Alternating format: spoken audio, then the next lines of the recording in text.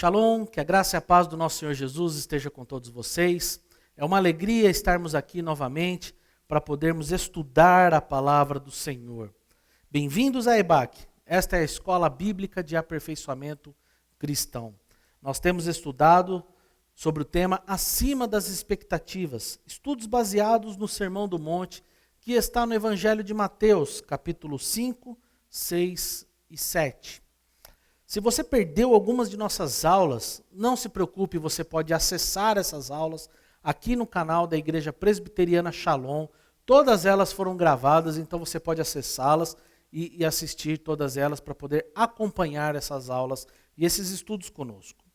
Semana passada nós fechamos o capítulo 5, tratando sobre o tema Amor acima das expectativas, onde nós falamos sobre amar os nossos inimigos, como o Senhor deseja que nós pratiquemos o amor ao próximo, como o Senhor nos ensina sobre quem é o nosso próximo e como nós devemos tratar aqueles que estão ao nosso redor.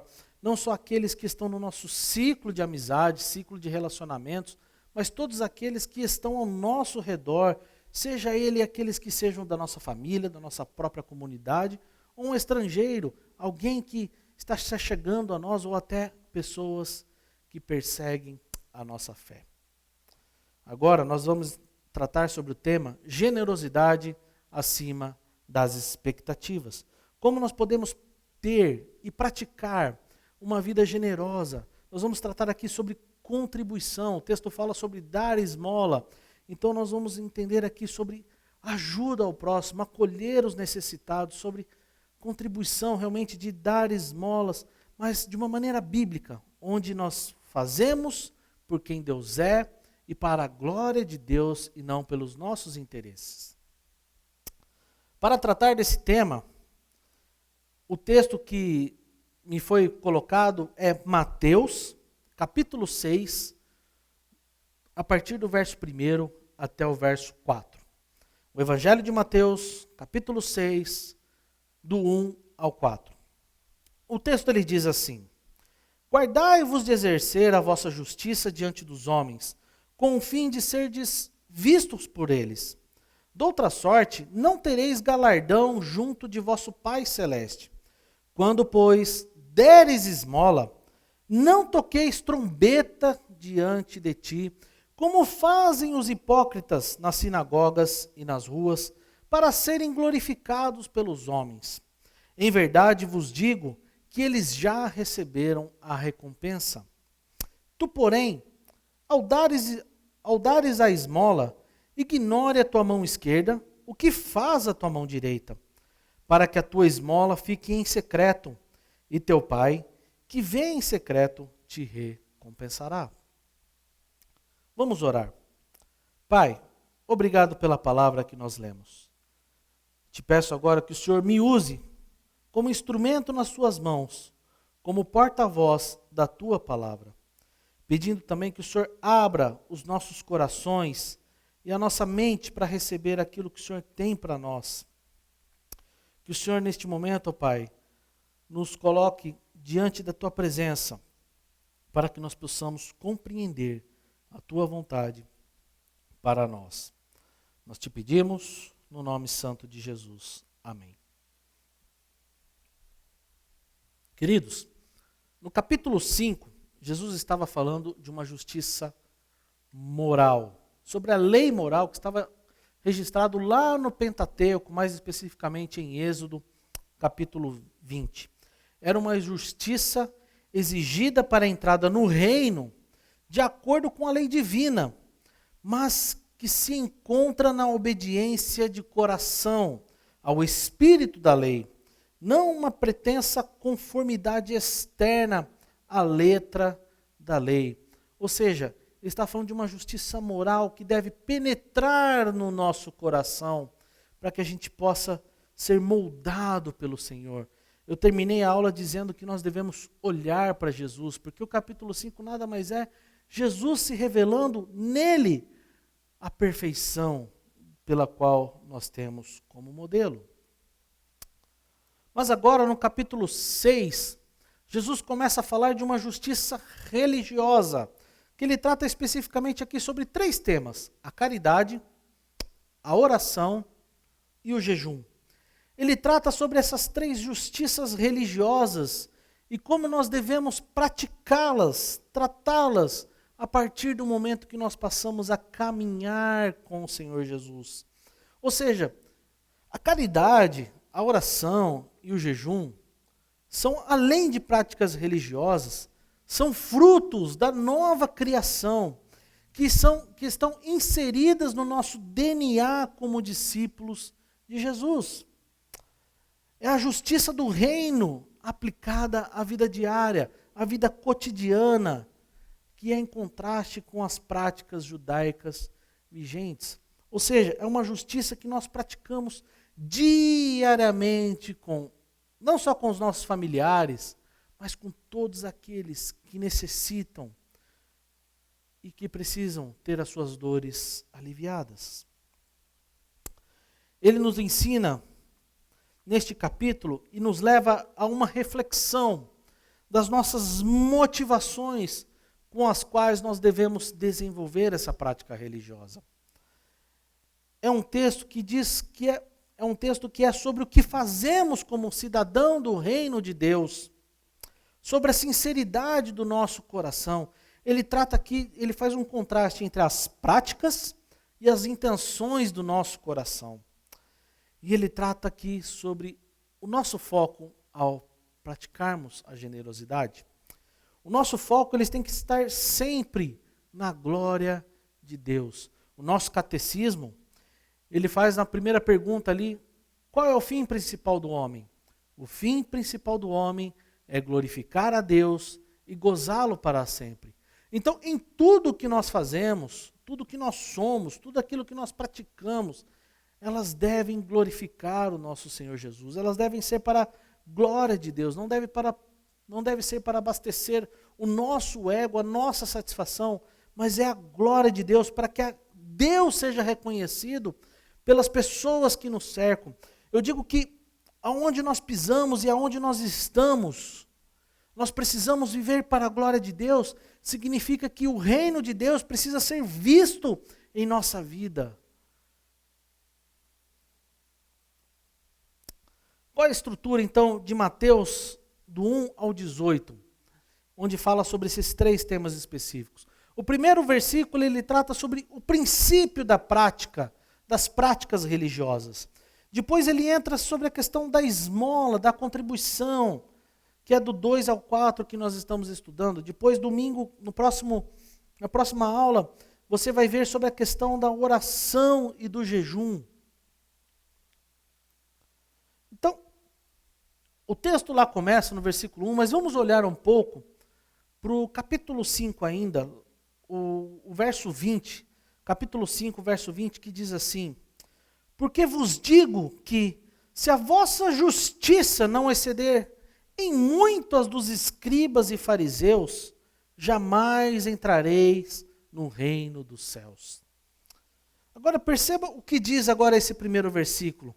Guardai-vos de exercer a vossa justiça diante dos homens, com o fim de serdes vistos por ele. Veja que, lá no capítulo 5, verso 20, Jesus está falando de uma justiça superior que se espera dos discípulos.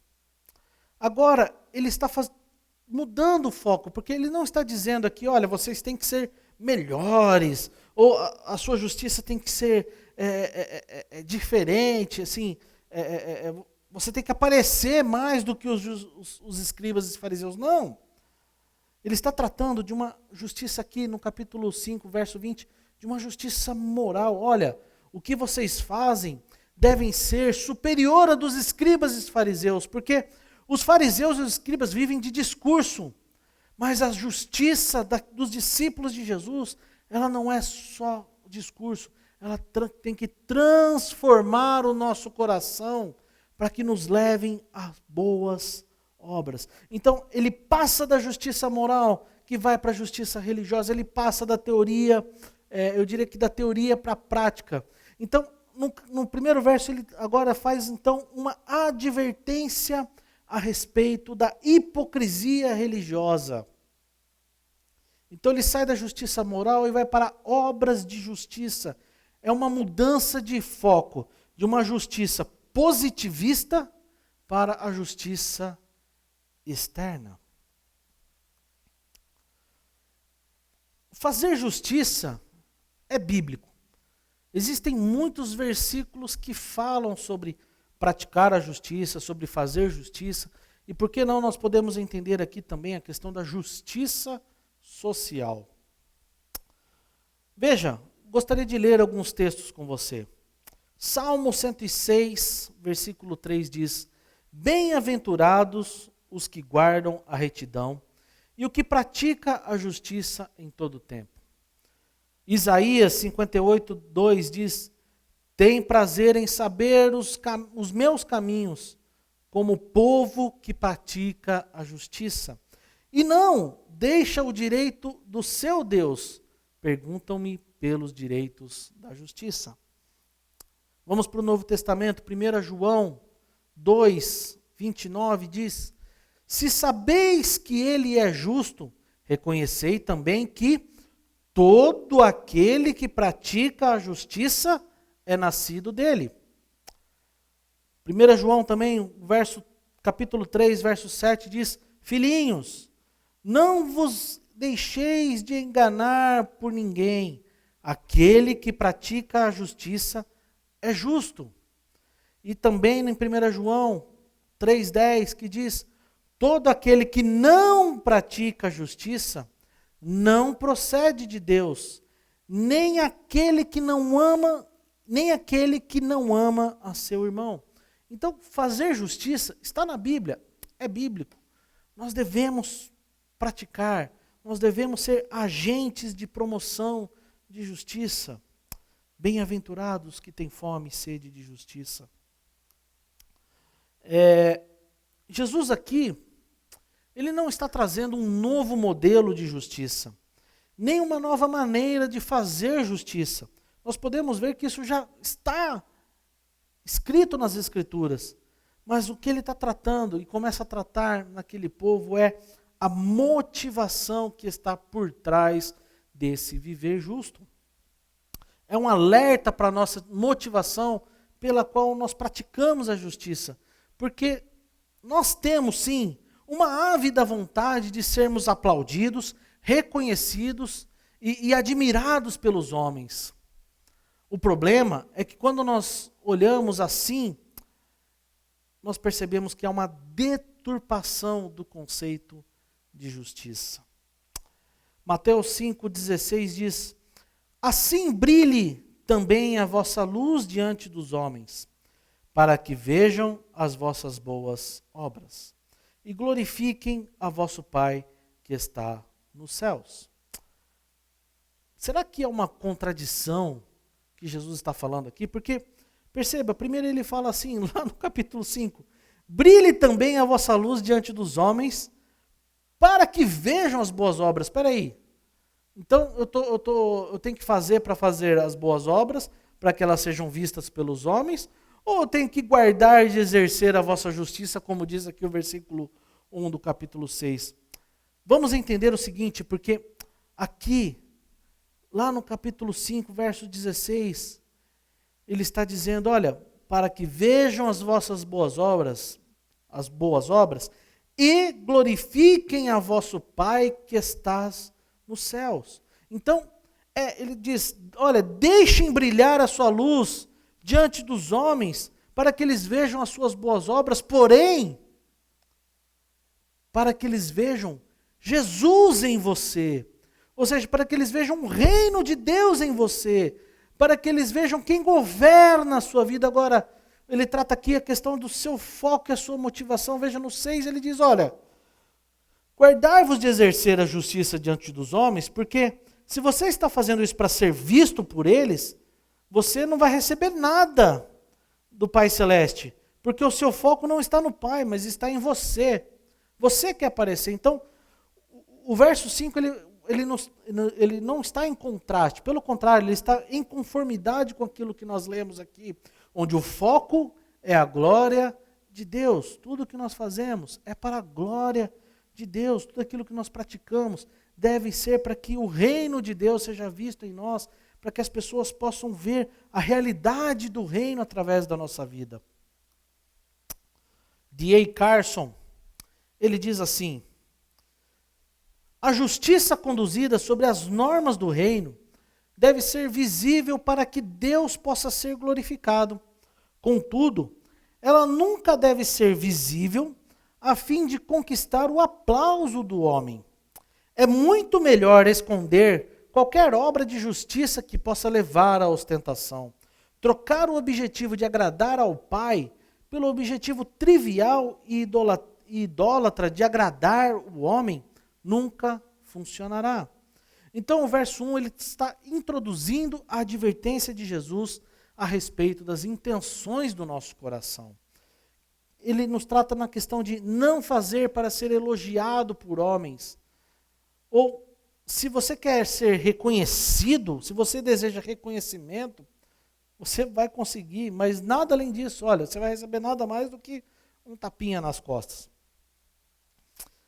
Ele nos ensina e nos exorta como agir em segredo.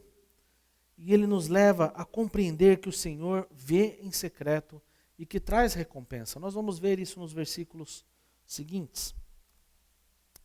Vamos ver aqui, então, como começa o verso 2. Quando, pois, deres esmola.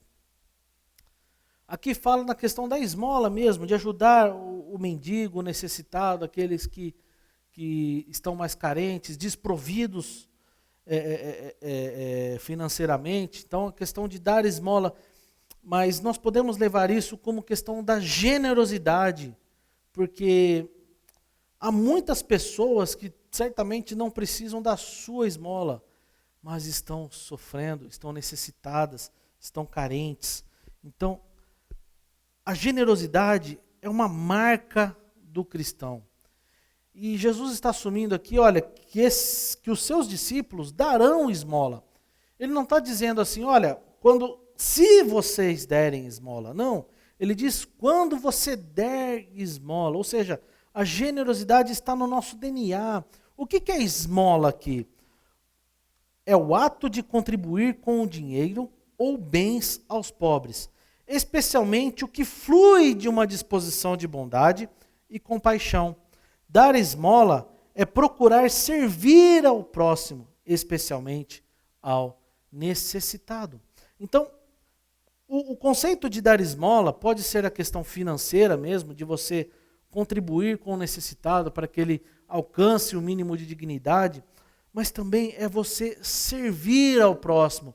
O cristão, ele é um povo que serve ao próximo, é um povo que é generoso, que ele acolhe aquele cristão necessitado. Por exemplo, você pode não precisar ajudar uma pessoa financeiramente, mas você pode ajudar uma pessoa, por exemplo, que está sofrendo no seu casamento. Você pode ajudar uma pessoa, por exemplo, que está sofrendo com a dependência química. Você pode ajudar uma pessoa, por exemplo, que está procurando emprego. Então, o ato aqui de dar esmola, ele também nos leva ao verdadeiro caráter do cristão, que é servir. O povo de Deus é conhecido por ser um povo generoso. Mas ele continua. Olha, quando deres esmola, não toqueis trombeta diante de ti, como fazem os hipócritas. O que ele está dizendo é, olha, não busque reconhecimento, não busque aplausos. Tocar a trombeta aqui é uma hipérbole, é um exagero que Jesus está colocando aqui, com o sentido de atrair a atenção do povo. Nós vemos muito isso, por exemplo, em épocas de eleições, onde políticos querem mostrar tudo aquilo que eles fizeram de ajuda aos pobres, vão lá nas comunidades, né, passar uma imagem de vida generosa, caridosa, mas na verdade nós sabemos que eles simplesmente estão fazendo isso para aparecer, para atrair a sua atenção de coisas que eles não fizeram, buscando a sua aceitação.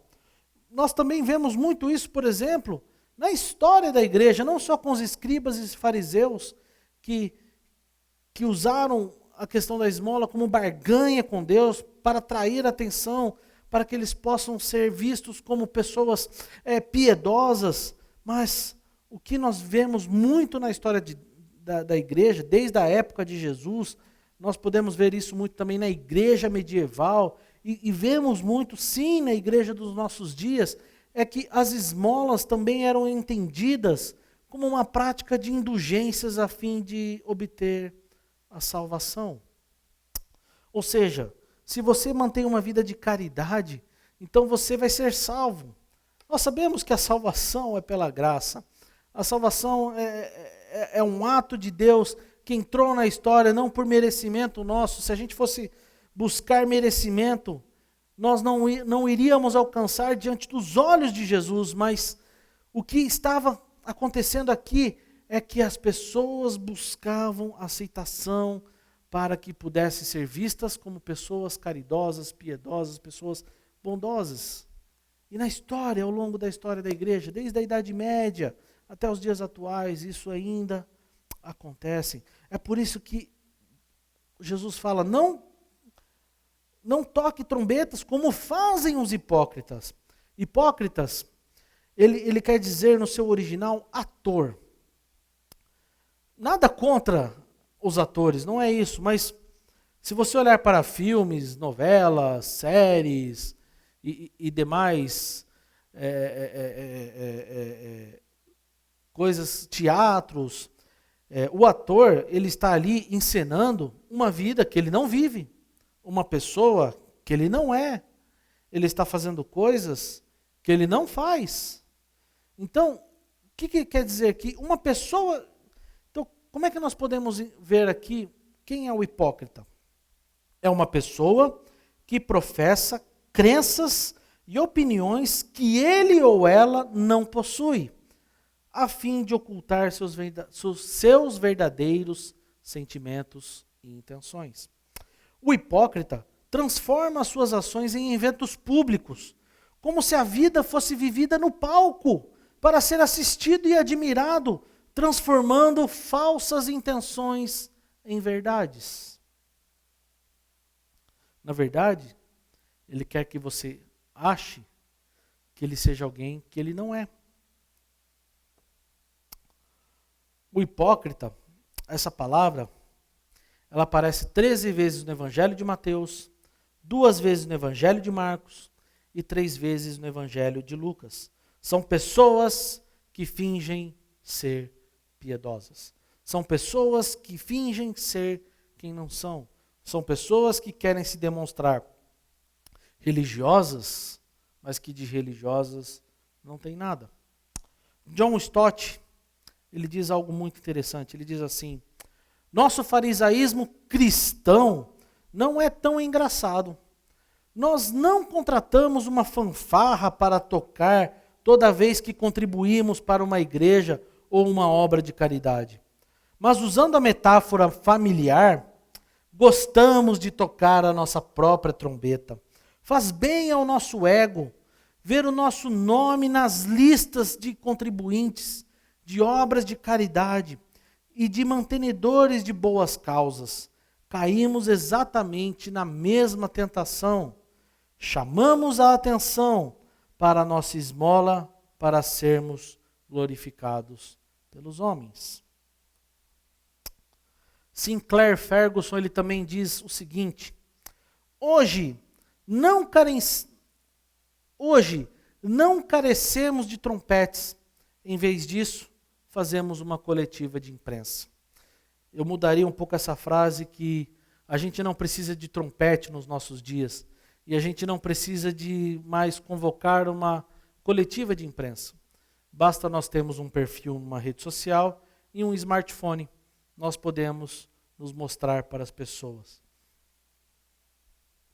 Isso significa que temos em nosso coração o constante desejo de sermos reconhecidos pelas pessoas. há uma necessidade de sermos vistos. Em um mundo conectado como o de hoje, as redes sociais se tornou um instrumento da vaidade humana. Queremos mostrar o que não somos, porque nós precisamos abastecer o nosso ego. Todos nós temos um desejo silencioso de angariar boa reputação. O que acontece é que o reino de Deus não tem espaço para as nossas vaidades. Nós temos um desejo em nós de sermos vistos pelas pessoas com bons olhos, mas o que acontece é o que Jesus está falando: olha, em verdade vos digo que eles já receberam a recompensa. Então, se você quer aplausos, você vai ter, nada mais que isso. Se você quer reconhecimento, você vai alcançar, nada mais que isso. Mas deixa eu te falar uma coisa, isso passa. Diante dos homens, amanhã é um outro dia. Então, se você está buscando glória, você pode ter glória hoje, amanhã talvez não mais. Então você não vai receber nada mais do que isso, além de um tapinha nas costas. O verso 3 então diz: tu, porém, ao dares a esmola, ignore a tua mão esquerda o que faz a tua mão direita, para que a tua esmola fique em secreto, e teu pai, que vê em secreto, te recompensará. Veja, Jesus não está instruindo aqui para você parar então de ser generoso, para você parar então de dar esmola, para você parar de ter uma vida de caridade, para você parar de contribuir com as obras sociais, para você parar de ajudar os necessitados. Não, não é isso que ele está falando, é isso. Não é isso, não é no sentido de, olha, se você fizer é porque você está querendo atenção. Não, pelo contrário, ele está falando para você, faça, pratique, seja generoso, pratique as boas obras, lute por aqueles que precisam, acolha os necessitados, socorre aqueles que precisam de ajuda e estão desesperados. Jesus não instrui-nos para parar de doar, mas precisamos fazer isso sem transformar tal ato em um espetáculo que deve ser visto pelos outros. Faça em segredo, sem alarde. Faça sem, por exemplo, você pegar o seu celular e postar numa rede social que você está, doando cestas básicas. Nós temos visto aqui, por exemplo, na nossa igreja, nossa comunidade, nós temos mensalmente doados muitas cestas básicas, doado por diversos irmãos da nossa igreja. Né? Então, se você procurar no nosso canal, você vai ver o relatório do que a Junta Diaconal tem feito, um trabalho belíssimo. E muitas pessoas da nossa igreja estão contribuindo. E sabe o que é o mais legal? A gente não sabe quem são essas pessoas. É a igreja que está fazendo. É para a glória de Deus. É para que pessoas, no momento de pandemia, possam ser acolhidas e terem as suas dores aliviadas. Quem fez, quem doou, quem foi lá levar, quem recebeu, pouco importa. D.A. Carson, ele diz: os discípulos de Jesus devem, eles mesmos, entregar-se tanto a Deus, que a doação deles é estimulada pela obediência a Deus e pela compaixão pelos homens. Então, Jesus fala, olha, você não precisa fazer isso com alarde, postando em redes sociais, transformando suas ações em um espetáculo. Quando você fizer, faça em secreto, não precisa anunciar. Porque Deus, o teu Pai, Ele te vê em secreto e Ele conhece as intenções do seu coração e Ele te recompensará. Veja, Jesus não menciona qual é a recompensa que nós vamos receber, mas as Escrituras elas nos ensinam que o Senhor nos recompensa com as suas bênçãos neste tempo e na eternidade, moldando o nosso caráter e nos levando à verdadeira felicidade que está no Senhor Jesus. Então, quando você ajudar alguém, não pense na impressão que vai causar, apenas ajude com simplicidade e discrição. É assim que Deus, que o criou com todo amor, faz. Ele age nos bastidores para ajudar você. Essa frase, essa última aqui de Eugene Peterson, está na Bíblia, a mensagem. Sabe o que é isso? Isso é maturidade cristã. Ajudar os que precisam, sem pensarmos no que as pessoas vão achar de nós, é ajudar as pessoas que precisam, sem buscar interesse em troca, mas com simplicidade, humildade. É assim que Deus fez. Ele está agindo nos bastidores. O que Jesus está querendo nos ensinar? Que quando formos tentados a exibir as nossas obras, esconda-as, pois elas devem glorificar a Deus. A única bênção que conta é aquela que recebemos das mãos graciosas do Senhor. Nossa maior motivação deve ser a glória de Deus. A graça de Deus aperfeiçoa até mesmo o menor de nossas obras. Quando for fazer, examine o seu coração para que ele seja, a fim de que as pessoas possam ver Jesus em você. Atos 20:35 diz que tenho-vos mostrado em tudo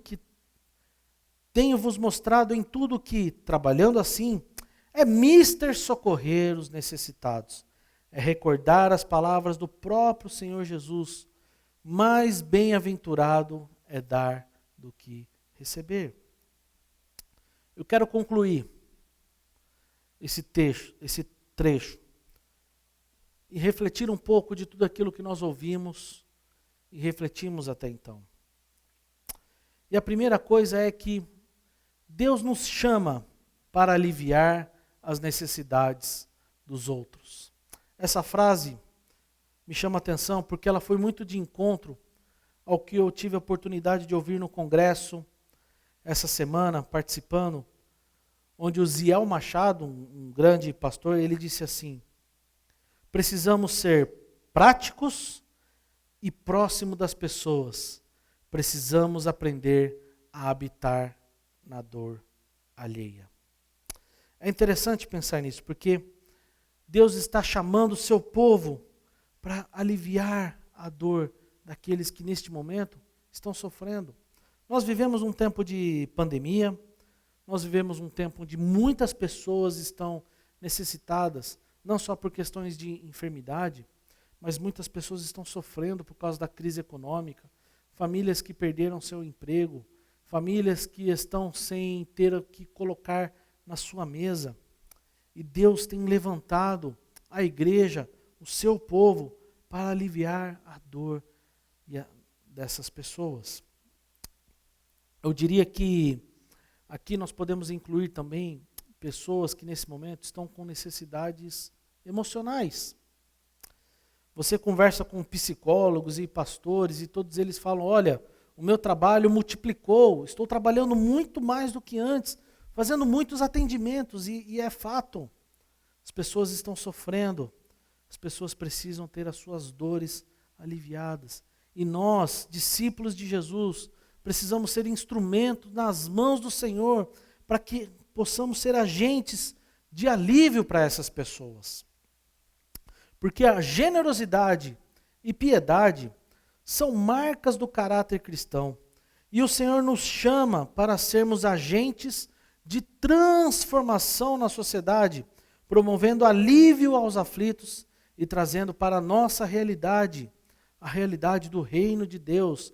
Nós precisamos ser agentes que transformam a nossa sociedade, para que o reino seja visto em nós. Nós precisamos pegar o reino dos céus e transportar para este momento da história, para que a pessoa possa entender aquilo que Cristo fez na cruz por nós, mas também entender qual é o padrão do reino de Deus, que não é o padrão deste mundo. Nós precisamos mostrar para as pessoas que nós pertencemos a um lugar onde um dia nós estaremos, que não há mais choro, não há mais dor, não há mais sofrimento, onde as nossas lágrimas serão enxugadas. Nós podemos entender também que o Senhor conhece as intenções do nosso coração. Se fazemos com intenções egoístas ou se fazemos para a glória de Deus. O Senhor, melhor do que ninguém, conhece o nosso íntimo. Ele nos conhece melhor do que a nós mesmos. O que importa para Deus não é a quantidade ou o tamanho da sua contribuição, não é o quanto de pessoas você consegue ajudar, não é o tamanho da sua oferta, não é o tamanho da sua esmola, não é a quantidade de ajuda que você tem manifestado, mas a natureza dos motivos e o estado do seu coração. J.C. Ryle, ele diz algo muito interessante. Ele diz assim: um Salvador disposto sempre a dar deveria ter discípulos igualmente dispostos a contribuir. Eu quero trazer mais 2 frases para a nossa reflexão, porque isso está muito atrelado às nossas práticas diárias de praticar a justiça, seja ela social, emocional, mas de ajuda às pessoas que realmente estão necessitadas nesse tempo. O Pacto de Lausanne fala muito sobre a responsabilidade social cristã. E ela diz assim, em um dos seus artigos, que a salvação que alegamos possuir deve estar nos transformando na totalidade de nossas responsabilidades pessoais e sociais. A fé sem obras é morta.